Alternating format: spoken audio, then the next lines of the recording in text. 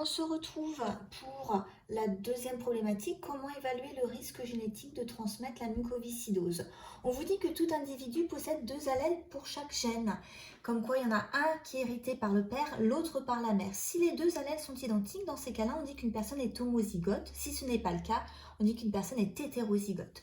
On va pouvoir examiner des arbres généalogiques comme celui qui est présenté ici, et ça permet de déterminer comment l'allèle responsable est transmis de génération en génération et à quelles conditions un sujet peut être atteint.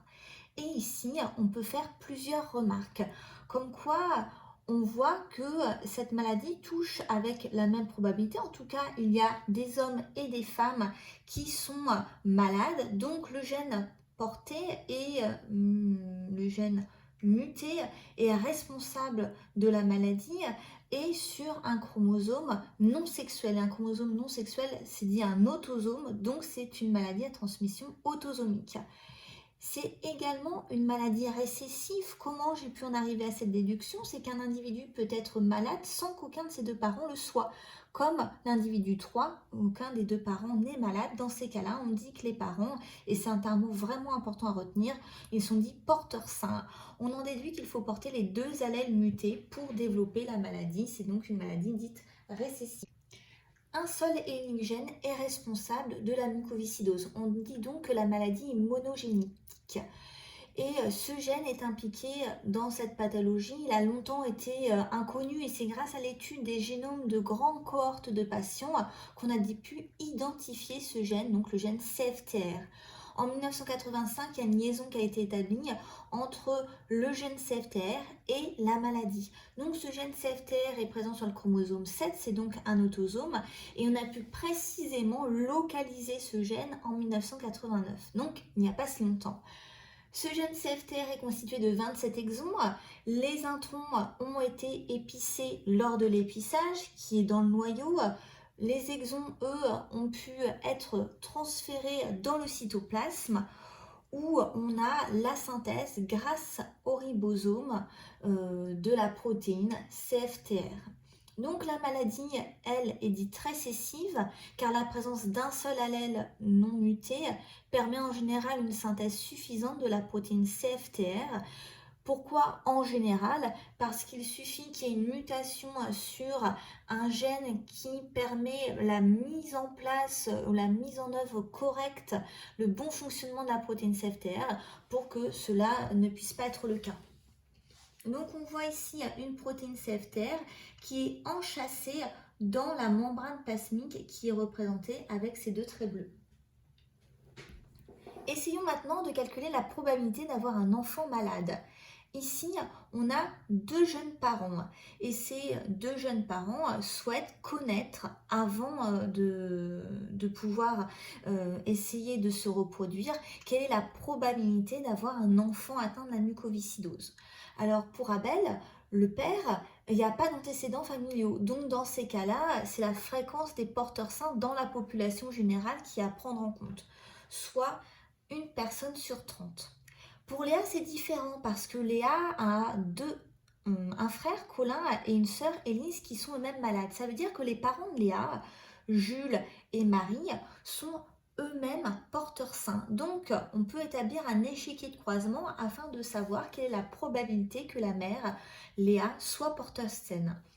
On regarde les gamètes des parents de Léa, donc sachant qu'ils sont porteurs sains, ils sont donc hétérozygotes pour le gène CFTR avec l'allèle sain et l'allèle muté.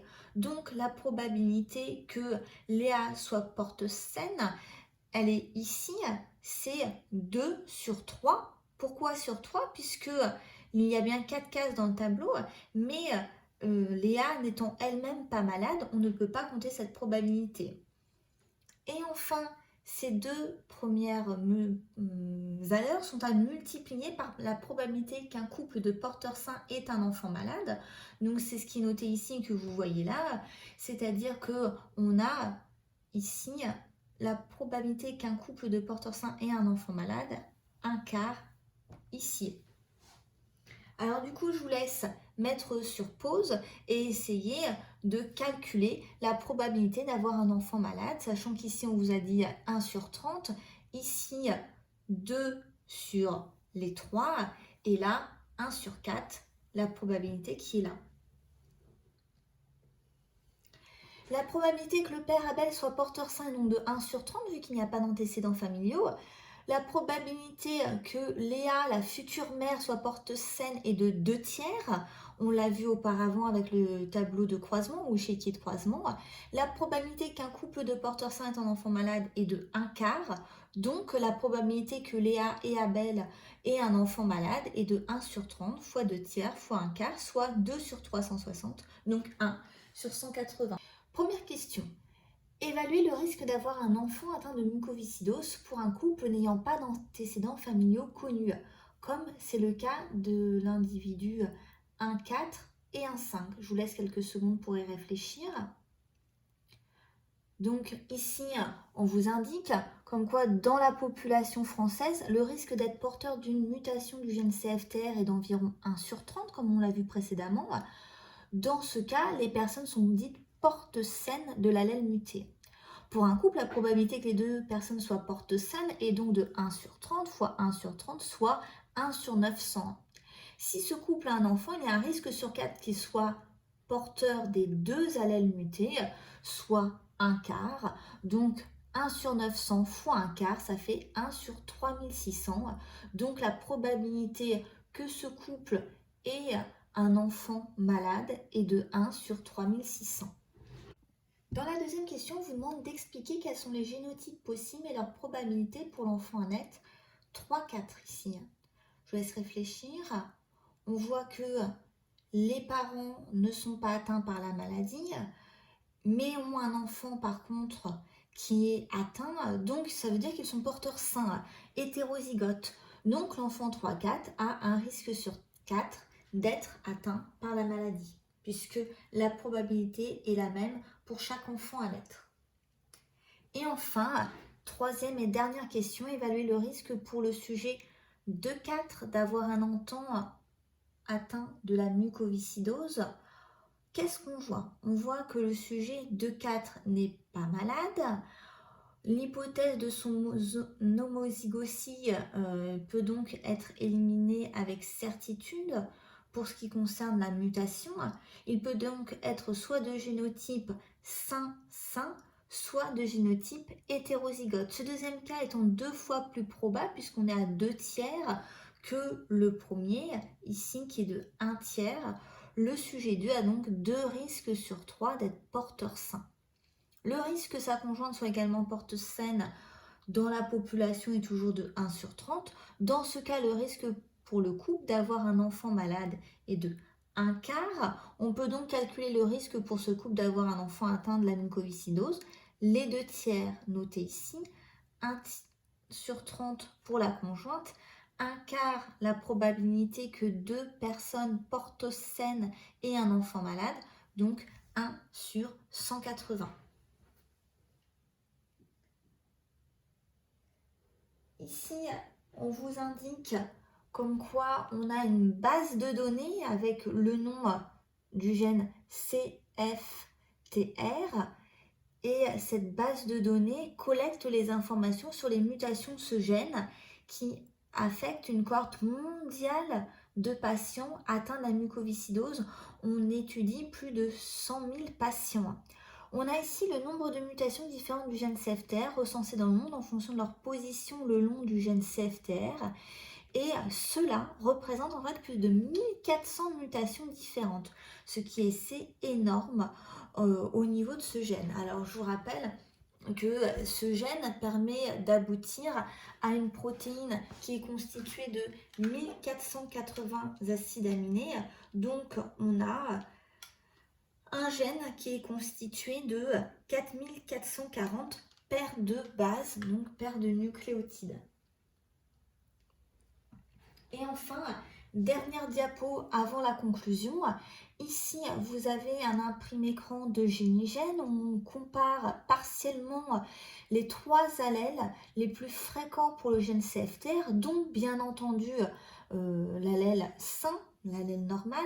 Donc vous vous souvenez que l'ADN est constitué de 2 brins. Or ici, il y a uniquement un seul brin qui est représenté pour chacun des 3 allèles, puisque par complémentarité des bases, on peut savoir quels sont les nucléotides qui sont complémentaires, ou si on vous indique que c'est le brin non transcrit d'ADN. Les 2 autres portions du gène sont identiques pour les 3 allèles. On voit un individu malade peut porter 2 mutations différentes de l'allèle CFTR, c'est-à-dire qu'on sait que pour être malade, il faut avoir 2 allèles non sains, mais ces 2 allèles qui ne sont pas sains peuvent être avec des mutations différentes parmi les 1400 dont on vous parlait tout à l'heure. Un tiret ici indique une identité, c'est-à-dire qu'on a la même information sur les 3 lignes, alors que l'absence de tiret indique une délétion, comme on voit ici, c'est-à-dire une absence de nucléotides. La position des curseurs en rouge permet de repérer le cadre de lecture. Si vous vous souvenez que 3 nucléotides côte à côte permettent de coder pour un acide aminé est associé à un acide aminé. Donc, on voit qu'il existe plusieurs mutations différentes pour le gène CFTR et que dans tous les cas, l'allèle n'est pas sain. Et enfin, ici, fréquence et conséquences de 3 mutations les plus répandues sur la mise en place de la protéine CFTR dans les cellules épithéliales, donc les cellules qui bordent les poumons par exemple ou la muqueuse nasale. Et on vous dit que la fréquence est calculée sur plus de 43 000 mutations recensées au total. Donc on a étudié plus de 43 000 allèles et vu que c'est très certainement sur des personnes qui sont malades et donc qui ont 2 allèles mutés, ça correspondrait à une cohorte de plus de 21 500 patients. Ici, on voit que dans la plupart des cas, et ce qui correspond à cet allèle ici, qu'on a également étudié lors de la séance de travaux pratiques, c'est un défaut d'implantation de la protéine dans la membrane plasmique où elle permet d'avoir le rôle de tunnel, de canal permettant de faire sortir les ions chlorure. Donc c'est presque 70% des mutations. On peut également avoir, avec la même probabilité, une mutation qui est ici, ou un défaut de production, donc c'est certainement au niveau de la transcription et de la traduction qu'on a un problème, et ici un défaut de fonctionnement, c'est-à-dire que peut-être que la protéine est mal repliée dans l'espace et donc elle ne peut pas assurer son bon fonctionnement. Ce qui veut dire, puisqu'on en a étudié 3 ici et qu'on arrive à peine aux 3/4 des probabilités de défaut de ce gène, que tous les autres correspondent à un pourcentage extrêmement faible. On peut conclure sur le fait que l'examen des arbres généalogiques familiaux permet de connaître les modes de transmission héréditaire des déterminants génétiques responsables, c'est-à-dire est-ce que ça touche le gène responsable de la maladie, un autosome, un gonosome, est-ce que c'est un mode de transmission récessif ou dominante? Dans le cas d'une maladie monogénique, donc avec un seul gène de toucher à transmission autosomique avec des chromosomes non sexuels à récessifs, ça veut dire qu'il faut avoir les 2 allèles qui sont altérés pour être malade. Seuls les homozygotes pour l'allèle muté sont atteints. Les hétérozygotes sont donc considérés comme des porteurs sains. L'étude des génomes de grandes cohortes de patients est à la base de l'identification des gènes correspondants, d'où l'importance d'étudier les génomes et de séquencer le génome.